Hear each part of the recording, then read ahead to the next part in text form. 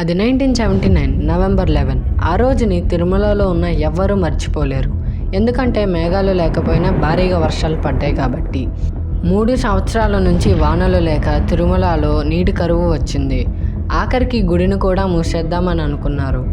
అప్పటి TTD EO PVRK Prasad గారు వానల కోసం ఋత్వికులతో వరుణ జపం చేయించుదామని అనుకున్నారు. అందుకోసం ముహూర్తం కూడా ఫిక్స్ చేశారు. కానీ కొన్ని కారణాల వలన ఋత్వికులు తిరుమలకి రాలేకపోయారు. అయితే తిరుమలలో ఉన్న పూజారులతో వరుణ జపం పూర్తి చేద్దామని అనుకున్నారు. అతను చేసే పని మంచిదైతే ఏదైనా సంకేతం ఇవ్వమని వెంకటేశ్వరుడిని ప్రార్థించారు. అందరు నిద్రపోయాక గర్భగుడి నుంచి గంటలు మోగిన శబ్దం వినిపించింది. అది సంకేతంగా భావించి 3 రోజుల వరకు వరుణ జపం చేయించారు. ఇంకొంతసేపట్లో వరుణ జపం ముగుస్తుంది అనే సమయానికి మేఘాలు లేకపోయినా భారీగా వర్షం కురిసింది.